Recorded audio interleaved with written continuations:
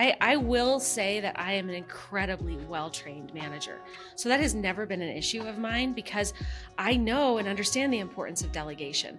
I know and understand that there's only so much time to go around because that was just instilled and drilled into me in those days, which is actually why when I came out into the real world and I started talking with leaders and talking to employees, one of the number one reasons why someone hates a job, are you ready for this? Is because they're micromanaged. That's just a poorly trained manager.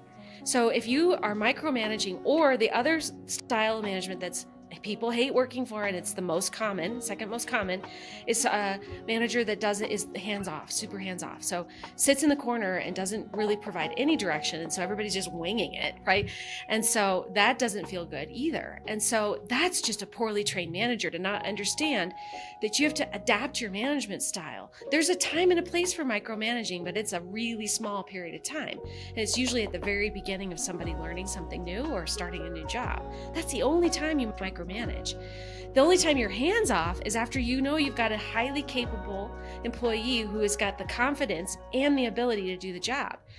All right, guys, welcome back to another episode of the All Innovation, the AI podcast. Once again, you've got your host, Dante McLean, and I'm joining him as his trusty sidekick here. And we have another amazing leader joining us on the show today. Today, we have the CEO and founder of Turning the Corner, Kendra Prospero, joins us. Kendra, welcome to the show. Hello. Thank you so much for having me.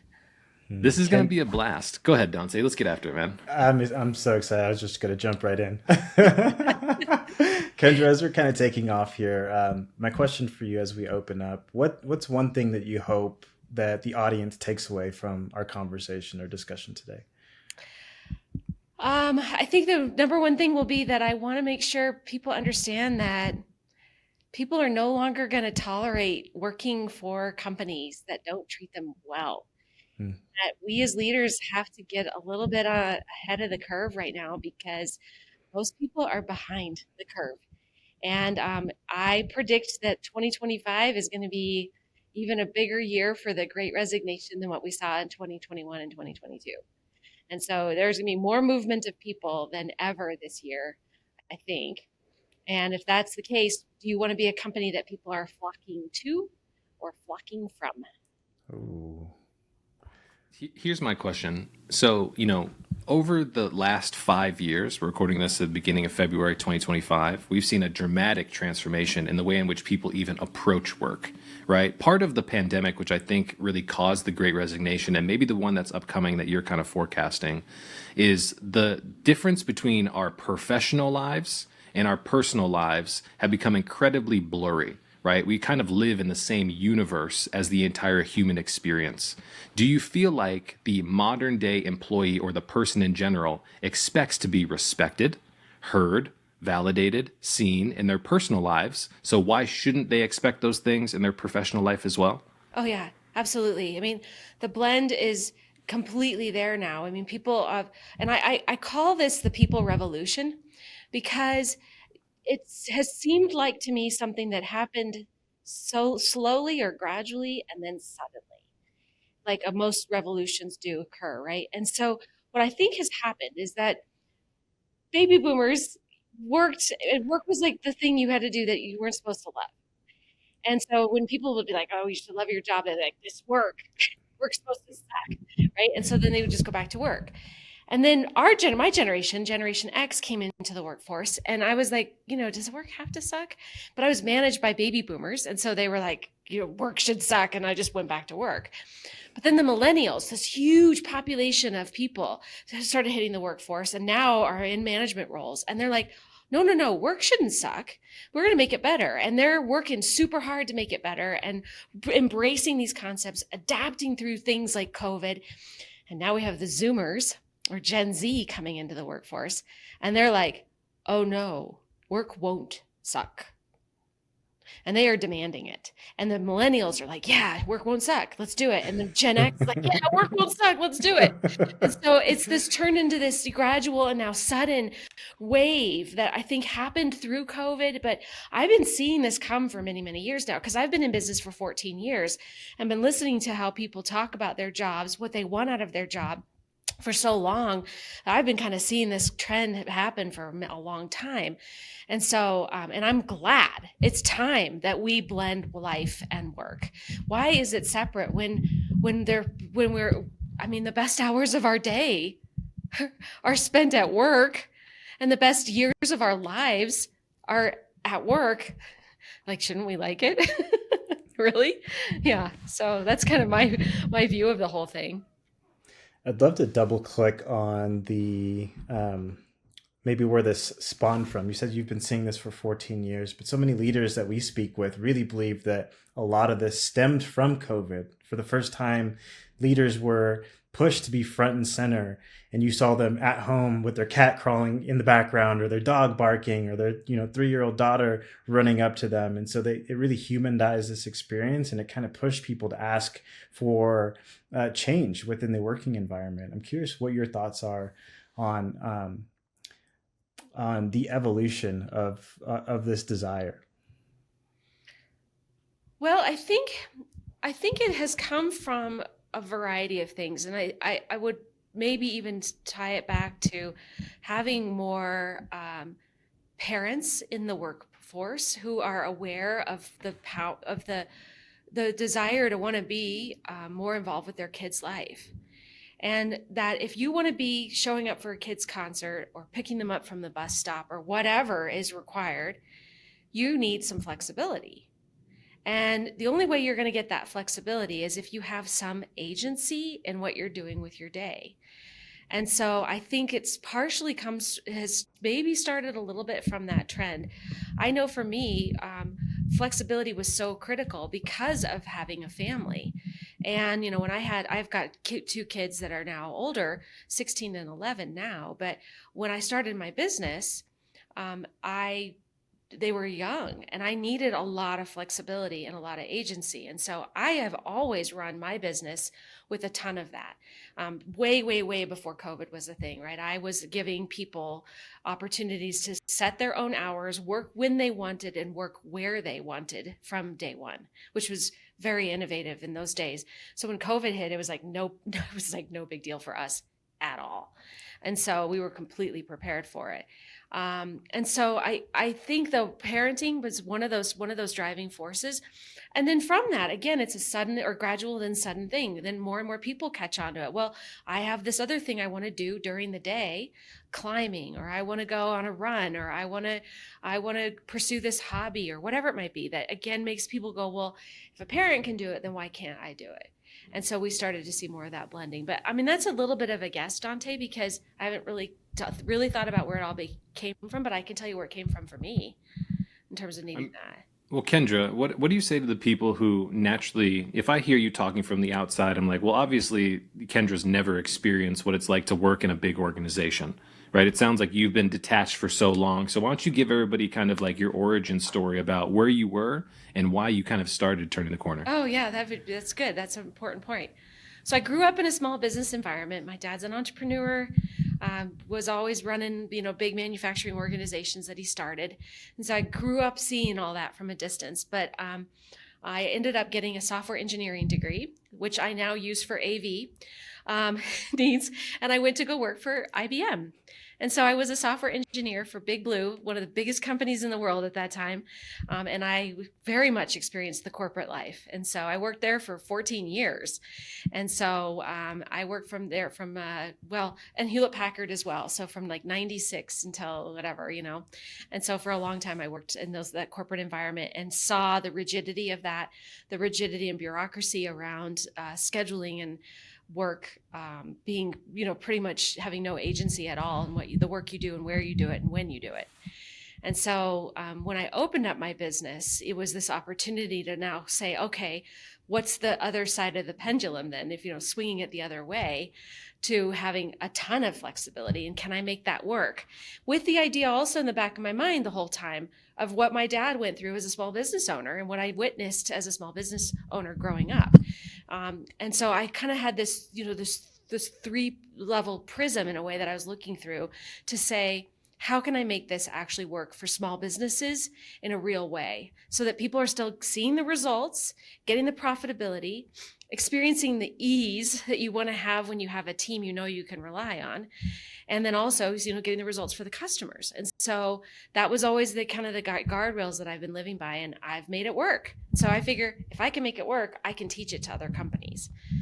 Did you ever have like a catalyst moment? There's a saying which is, at some point in time, the pain of staying the same outweighs the pain of change. So did you have that clipping moment in kind of your career where you're like, dude, I just can't do this anymore, and I need to go figure out how I'm going to make this world mine and do what I want to do and build a business around that as well?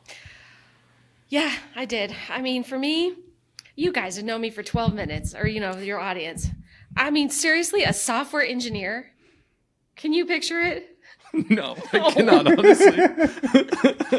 Okay, thanks. Thanks for being real.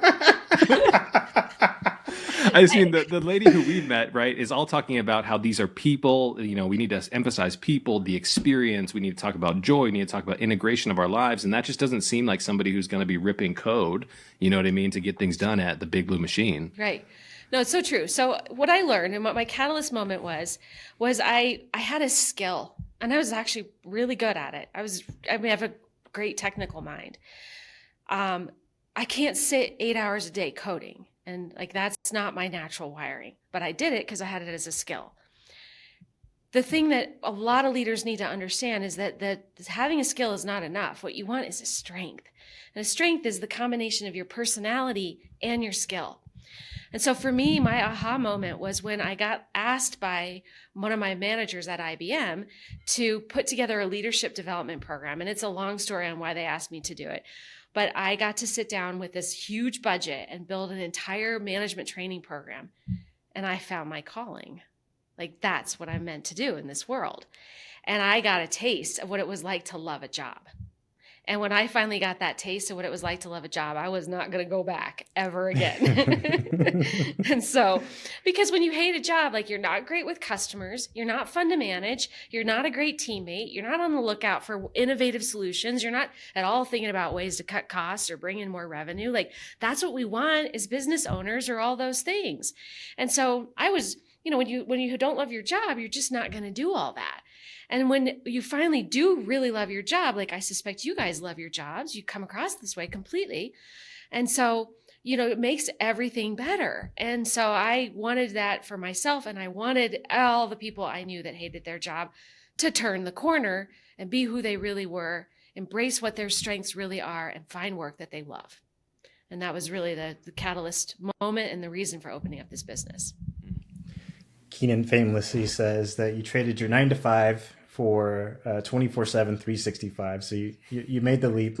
I'm curious what those early days look like in building Turning the Corner. What did it look like building it out, attracting your first few customers? Can you kind of illuminate that for us? Sure. But Kendra, even before that, so you get an assignment at work, right? You fall in love with what you're actually doing. What is the first conversation you have with either a partner, with a manager, with somebody in the office that says holy shit, excuse my language, but I've discovered what I'm supposed to be doing? What is that realization process like?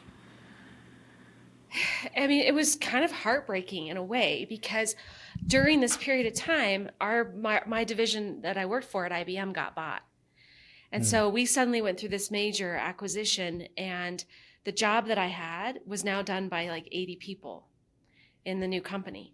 And so now I was a valued employee. And so they said, hey, we don't want to lose you. We would like you to run this marketing department. But I was like, I have absolutely no idea what marketing even is, and I don't want to do it. So, I mean, I love leading. I'm a good manager. I love that part of the job I had, but there's no way I was going to go do that. So that's when I said, I got to start this business. My husband is my biggest fan and my soulmate, amazing man. And he's watching all this, and he's like, you're a new person, right? I'm joyful, happy, I'm playful. That's always a sign for me that I'm in a really good spot, is when I'm playful.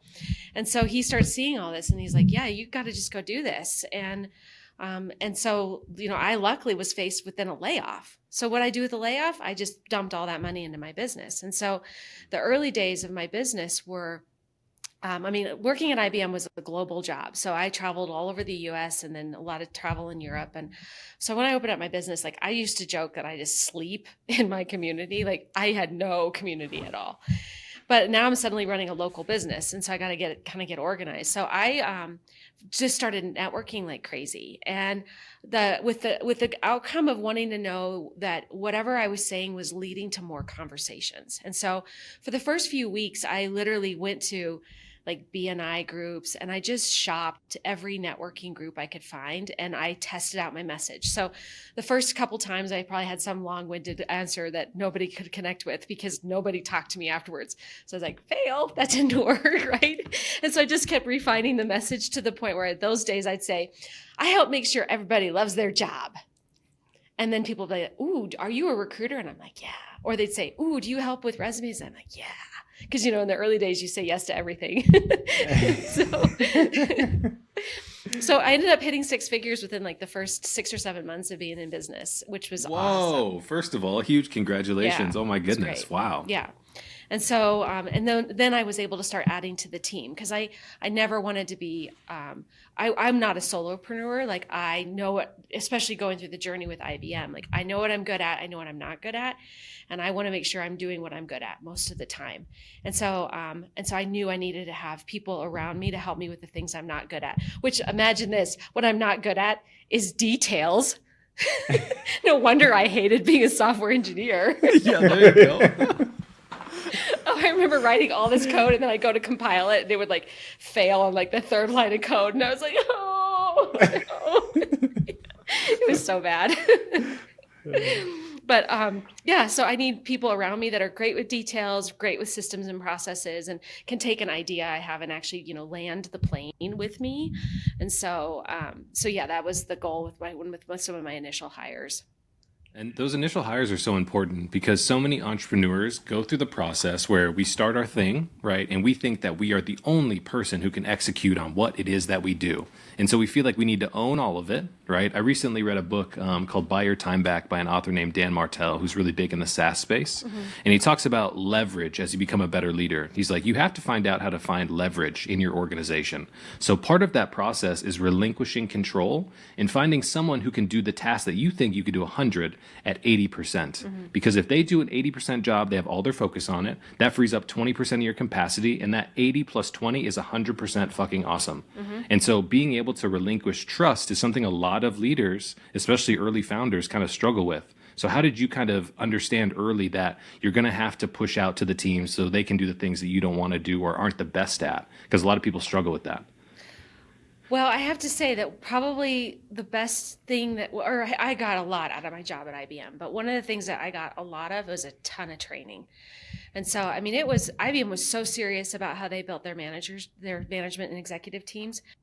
And so I went through all that amazing IBM training and I took all that into this business. And so I will say that I am an incredibly well-trained manager. So that has never been an issue of mine because I know and understand the importance of delegation. I know and understand that there's only so much time to go around because that was just instilled and drilled into me in those days, which is actually why when I came out into the real world and I started talking with leaders and talking to employees, one of the number one reasons why someone hates a job, are you ready for this? Is because they're micromanaged. Mm-hmm. That's just a poorly trained manager. So if you are micromanaging, or the other style of management that's people hate working for, and it's the most common, second most common, is a manager that is hands-off, super hands-off. So sits in the corner and doesn't really provide any direction. And so everybody's just winging it, right? And so that doesn't feel good either. And so that's just a poorly trained manager to not understand that you have to adapt your management style. There's a time and a place for micromanaging, but it's a really small period of time. And it's usually at the very beginning of somebody learning something new or starting a new job. That's the only time you micromanage. The only time you're hands off is after you've got a highly capable employee who has got the confidence and the ability to do the job. And so when I started seeing this in the real world, I was really curious about that and realized that there is no training available that is affordable and timed for small businesses. So guess what I did? I invented one. Yeah. Yeah, so it's a little self-serving, but we have a great management training program that I put together based on all of this. That's affordable, timed for small businesses. There's no excuse not to train your managers with this, and it's facilitated. It's not just over computers, like it's done over Zoom, but it's facilitated by somebody. So you've got someone to interact with and talk to, build community with, and you're not alone. And it's geared toward adult learners and all that special stuff I again learned at IBM. But yeah, What's the name of that program, Kendra? it's called Fast Track Management Training. It's on our website. And so, yeah, it's a 12-week program. People go to class 2 hours every other week. And so in each class, we build on a skill. We teach them like what style of management to use when and why. And then the second class is about how you manage emotions at work, like your own as well as your employees. The third class is on dignified conversations. So how to have conversations where you keep your dignity and your employee keeps their dignity. And then the fourth class is on setting goals and keeping people on track for the goals and then what to do if they're not hitting them. And then the fifth class is on hiring and the sixth class is on onboarding. So basic management training skills, right? But we've now trained over 3,000 managers through this program. Wow. And yeah, it's $2,000. It's like so cheap. Like who doesn't have $2,000 to put into a manager? Seriously. And you can find it down in the comments, guys. So check that out if you're watching this on YouTube right now. Here's a concept that me and Dante were just talking about with a new guest who's going to be on the podcast. And this is interesting. Do you remember the concept Jim was talking about, Dante, when he was saying that there are certain patterns about entrepreneurs of a certain experience level who are finding themselves being more successful than, somebody who's like 18, 19, 20 years old? Yeah, he briefly spoke about just the speed of success that he said people in their middle ages who are starting businesses are having way more success faster and sustainably than say the 20-year-old who's just getting into a startup. Is that kind of what you're talking about, Keenan? Yeah, I think it's interesting because there's a concept of being kind of like an intrapreneur, right? When you're tasked in a large organization like IBM, you get so many resources that come at you from a training and a managerial perspective, which it seems like you benefited incredibly from, Kendra. And so, there's a concept that I want to kind of poke holes in, which is if you're going to start a company, you have to be an 18-year-old, a 19-year-old, a 20-year-old with no experience, because that is the atypical startup founder. Right? But when you think about how much experience you can gain through working in an organization like IBM, you get paid to learn. You learn what you love, you learn what you don't like, and then when you go out into the real world, you can apply those skills so much quicker. And this is kind of like a parallel that I hear in your story. You coming out and having so much training from IBM, you knew what you weren't good at. But that process takes so much time for a younger entrepreneur and a founder to fail through. You know what I mean? And that's one of I think your secret advantages to why you were so successful so quickly, just from the outside looking in. Well, and so that's actually ties even into the kind of customers we like to work with. Like I actually won't work with first-time founders because they don't have the introspection and the knowledge to say, this isn't going to work with your neighbor. I'm sorry. Like your neighbor is not your best employee. Your sister-in-law is not going to be your whatever. Like that doesn't work unless you really know that that's their natural wiring and they really want to do that work. But I cannot even tell you how many companies I've seen fail because they have just not hired the right people in those early days. And they won't listen to me because they're like, no, I love that guy. He's my buddy. Great. Good luck. Right. And I have seen billions of dollars of VC money just go down the drain from companies like that. And so we only work with second, third time founders if we're going to do any work with them because they've already learned that lesson the hard way. I mean, I've seen companies burn through Series A, right? They get all this money and they just start hiring like crazy with no thought behind it, but that's a warm body who has a college degree and they bring them in and it's a disaster. And then they call me up and they're like, come fix this, Prospero. And I'm like, it's too late. You should have called me when you got the money, right? Then I could have helped you. And so, but yeah, and I mean, I'm so frustrated by the way, to just continue on that soapbox for a second, but the fact that a lot of VCs are not looking at that. And I mean, these incubators and these accelerators that are teaching young entrepreneurs what they need to do to go raise money, basically, that's the outcome they're really getting to, are teaching them about the people side of this. And that is where every one of them fail. Founder drama, right? Or, some guy that just didn't do the work that they were supposed to get done and they burned through all their money, or all that stuff. It's like, that's so easy to fix. It's like the easiest thing to do, in my opinion. So anyway, yeah, so I'm You with made you. a comment to us before. You said, all business problems are people problems. Mm-hmm. And when you talk about, billions of dollars being wasted, super interesting to me because when you look at some of the highest level successful founders, entrepreneurs, Bezos, Zuckerberg, all those guys, right? People ask them, what's the secret to your success? And they say the team. They don't say the tech, they don't say the innovation, they don't say AI, but they say the people that I have on my team now. And so if you want to be the accelerator, you want to be the person who's going to conquer the world, you need a badass team around you. And that is based in people. So it seems like that is the highest lever that we can pull on as a founder to get the right people in the right seats. Is that right? Absolutely. Absolutely. Yeah, I mean, as an entrepreneur, 14 years in now, I tell this to every entrepreneur I meet, you are always, always, always, always, always on a roller coaster. It is up and it is down and it is up and it is down. And I don't even know which part is fun anymore, right? But what you want to know is that when you're on that roller coaster, that, because I wake up in the middle of the night in that cold sweat, worrying about cash and worrying about whatever, right?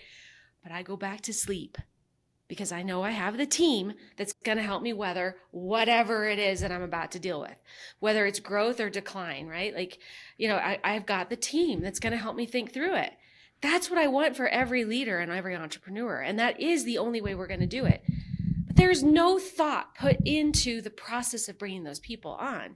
And that's the part that just gets me super riled up, because hiring is a process. Building a culture is a process that people just they just wing it. And some people make it work with winging it, but not very many. Very, very small percentage.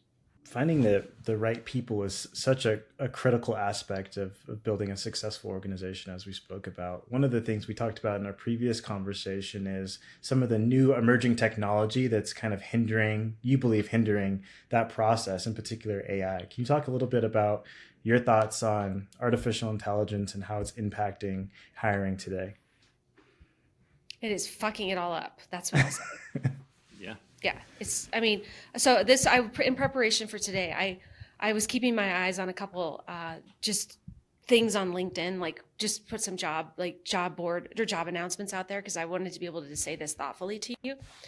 So somebody, I don't remember who it was now, posted a job for an HR business partner as an example. Within an hour, there were 500 applications. Ooh.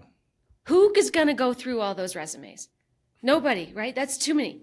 So on the company side, they're not winning. The reason that happened is because there's this quick apply. Quick apply. Nobody needs to actually say, am I qualified for this role? Do I really want to do this? Do I like this company? There's no thought. Just quick apply. That's AI. Okay. Sounds like a great deal, except now on the flip side, the job seeker or the candidates, they're competing now with 500 people. What if they're actually perfect for the job? How in the world are they going to float to the top? Well, how are they going to do it? Through people, because they're going to reach out, I hope, to that hiring manager. And I hope that hiring manager is going to be like, yes, a human actually called me. Yay. And not feel annoyed by that, right? But like, that is going to be the only way that great candidate is going to end up with that perfect job, is if there's an actual human to human connection. So from my perspective, as a technologist, right? And I can say this with authority. I used to program these algorithms. I actually used to write one of these bots, and they're really stupid, by the way. And I was, this is my good programming. So, yeah, I mean, there's just not, these bots are based on keywords, they're based on keywords, and like, there's nothing unique about them at all. And so, they're very intelligent about them yet. Now they'll get better, but, yeah, it's got to be where the intersection of technology and humans is where the humans really need to step up their game, has been my opinion. And that's what I've been telling a lot of job seekers is, if you're applying for these jobs, you may not like it, but you got to go network. You got to go reach out. You got to figure out who you know at that company, or who you know somebody at that company, and make sure that they know that you are a candidate, and get really serious about why you are a perfect candidate for that job, because you will then float to the top. And so it's a lot of work now on both the individual side as well as on the hiring side to make sure that these connections are getting made. But it's brutal right now. Brutal. I mean, I think it's, you talk about a concept, right? The mirrored triangle, right, of hiring. And so my interesting kind of brain went to the place, not calling my brain interesting, Oh, but I sure it went to the is. place of thinking like, that when there's a saying, everything looks like a nail when you hold a hammer, Yeah. right? And when we're working through this world of AI, everybody thinks that, automation and AI is going to take over the world, XYZ, but it's creating such a pocket for the human experience. And so, how do we get people to truly lean into their humanity, right? Reaching out, maybe sending a personalized video, going to network, making phone calls, leaving voicemails, showing that they're a real person who's interested in a role when they think that AI is already disqualifying them from the very beginning of this job search. Because when they hit apply, it's like, congratulations, you're in the line of 198 other people or one of 500 resumes that got submitted for this role. So, how do we convince them to lean into the humanity? I mean, it's head trash. You just got to do it. And so I think, I hope that one of the things that will happen out of this AI revolution, I hate to kind of use that term because I talked about the people revolution a little bit before, but with this big now push with AI, is that there will come a point when we start to really recognize this intersection of humanity and technology. And I do think the humans are going to have to change a lot of what we've been doing and relying on. Because right now, the way things are going with, more and more people isolated, more and more people hiding behind their phone, more and more people texting instead of calling, like those are bad trends toward this intersection of humanity and technology. And so that's going to have to change. And I deeply encourage my kids who are, 11 and 16 now to call your teachers, ride your bike over to your friend's house. Don't just text them, do the old school stuff so that they have that skill. Cause I think pretty soon it's going to be absolutely critical. Yeah. And But it is a right. skill. Yeah, it's a skill. It's a skill. And I don't know, I watch my kids and I'm a little perplexed by what the things that scare them, like calling and ordering pizza is really scary. And I'm just like, really? Try making a cold call. Yeah, I know exactly. Yeah, you're not gonna get rejected by Totally. that order taker. Yeah. So I'm just like, okay. So my daughter wanted me, I'm sorry, Z, if you're hearing this, but she wanted me to kind of pull some strings with one of our customers to help her get a job. And I was like, no, you're going to go over there and you're going to dress up and you're going to go fill out an application. She's like, well, what will it ask me? And I'm like, that's a great question. I don't know. Yeah. We'll figure it out. Man. So, But I mean, we are being kind of silently conditioned though, right? Through the world of convenience that we somewhat live in. I talk about this on, another podcast. I call this the instant gratification trap. The world that our younger generation, the Zoomers, how you perfectly put it a little earlier, are growing up in is everything that I want or everything that I should need should be a couple taps away. And guess what? Somebody's going to contactless delivery to this thing to my front door, or Amazon's going to drop a package next day, same day. And so we're being conditioned silently through the convenience lens of how we look at society. And unfortunately, most of the time, the hard things are the things worth doing. And I think not enough people really recognize that. so true. I would add to that, Keenan. I heard a quote that I really loved. It was, "We create the tools, but then the tools go back and create us." We discovered fire, and then several million years later, we discovered that our jaw shortened because we didn't have to chew our food as much. I was reading a post on LinkedIn yesterday that said the number of entry-level software engineers has plummeted because a lot of the engineering that they were doing is being replaced by AI. And so the software engineers create the AI, and then the AI goes and replaces them. And so there's this cyclical nature to things that I don't think we fully understand, but have a huge impact on us, our culture, and our society. Oh, yeah. It's a great point. Great point. Yeah. So, a question for you, Kendra. One of the trends that we like talking about is exactly what we're doing here, right? Media. Something that has become a huge trend over the recent years is founder-led marketing, where the owner, the founder, the person behind the brain trust of the organization now is responsible for going out, humanizing the brand that they represent and being able to share the space on media, on podcasts, being able to create content, posting things different places. How do you think that innovation in media and the perceived need for founders to be in front of the camera now has kind of impacted the way that you look at business? I think I would have answered this question totally different even just a few weeks ago. So that's how fast things are changing. So a couple weeks ago, I was really curious and I got into my email and my spam and I counted up how many cold emails I had received in a 4-day period. And it was 139 emails in 4 days of someone reaching out, selling me usually one of three things: SEO stuff, recruiting, surprisingly, even though that's like half of my revenue. I'm like, weird research. And then You the missed third the one, mark on that, huh? yeah, exactly. My favorite one is when they're like, "Dear Turn, we've done a lot of research on you and we see that you need help recruiting." I'm like, "It's not even, my name is not Turn. You're so off." And so proof that robots will not be taking over anytime soon, right? But, and then the third one was sales. And I thought, when I saw this, I really started thinking about it. I thought, it's not going to work anymore. Cold email outreach using AI generated sales, not going to work. So in the last few weeks, I have completely upended our entire sales function to be 100% reaching out person to person. So it's a lot more work. It's certainly more expensive. But at the end of the day, like, are you gonna pick up the phone for someone that you know more than you are a cold call? Absolutely. It's totally obvious that we have to go back to the human to human connection. And so, I mean, I'm not going to do business with someone that isn't basically referred to me. Now, I'm not going to say that this is fast. It's not fast. But is it going to be more effective? Yeah, I think so. Especially with the kind of business I sell, right? I'm selling services and in a competitive market. So I have to be out there as a founder-led marketer at this point.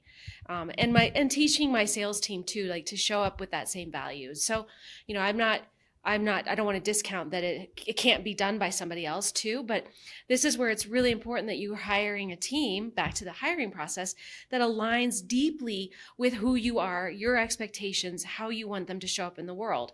Are you modeling that back to the sales team? And in my case, like, I've been telling the sales team, like, your whole job as a seller is to serve. What can you do to serve others? And if they're serving others, I know eventually they will get served back. And so that's the whole goal. And but yeah, is it slower? Totally. Yep, it's gonna shift things.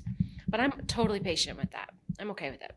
And you're also you're viewing, right, business and client acquisition through a lens of abundance, which is also really important instead of scarcity. Because somebody who's coming to the place and being like, okay, we only have so many customers we can get after, so that means we need to send out automated emails and cold email blasting and things like that to acquire as many people as possible. But it's like, be careful about the fish that you catch when you cast a huge net, right? You're not going to be able to process as much as you think, and odds are the real whales like Kendra are not called Turn, and they're not going to be responding to the bait that you're throwing out there. You know what I mean? Oh, So yeah. it's like, come on, guys, you got to get better. Oh yeah. Now and then I actually will write them back and just give them a little scathe. But yeah. Exactly. And I'm sure you don't get a response from those guys either. They're like, oops, sorry. I feel bad for them. They're young, probably. Yeah. Yeah. So it's definitely changed a lot, though. So one of the things that I think is important for us to talk on as we start to kind of land our plane here is, one of the things that you said in our previous conversation was businesses are communities. They're not families. What does that mean? Well, if I can just tell a quick story to back it up. So I'm really, really deliberate and clear about what our values, like, what are the behaviors I really want from my employees. And we hire and fire and manage and train everything against those values. Like, they're super, super important. And one of our values, our first value, is family first. And how that shows up is that your family comes first and the business comes second. But then our second value is just as important, which is results beyond expectations. And so it's kind of this, like, it has to be evenly yoked, both of those things. Well, modeling those values is also super important as a leader. And in 2016, I had an employee who was like my work wife, and she had to have massive back surgery, like from the front back surgery. But I model the family first. And I was like, yes, go on leave, do what you need to do, meal train, like caring for her, right? Well, that year ended up being a pretty rough year. So sales were down, lots of things went wrong. And then I found my brother dead of a heroin overdose in July, of that year. And totally, like, just disappeared. I mean, it was if you've ever been through a big death, like, they're hard, super hard. And so I was like, I don't know what to do, but I felt in my mind like I'm going to lose my business and my brother this year. Like that was a very high probability. Except my team said, nope, family first. We gotcha. Go grieve. And so I went on leave and I grieved, and I really much did not come back for 6 months. And when I finally came back, it was an incredible experience because the team had worked so hard to keep the business afloat that we actually got an award that year as a fastest growing company. Whoa. Like crazy, right? And even though it's a super sad story, like it completely changed me as a leader because I started to see that I am not alone. I'm a part of something. I am in a community, and we're not family, right? We're not family, but a community made it feel like I've got people to back me up. I've got this, people I can rely on. I've got care. I don't know. It just changed a lot. And so I started to thinking about my employees more like that as a part of the community. And so when I had to let someone go or someone left, celebrating them, loving on them.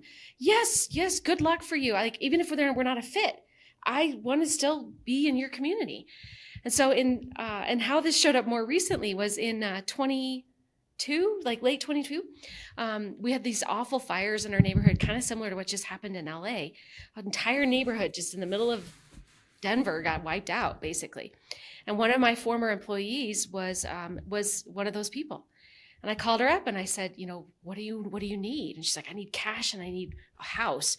And so we got on it really fast and we started blasting all of our customers out with it. We this GoFundMe, and money just started flowing in, and like our customers raised all this money for her. It was incredible.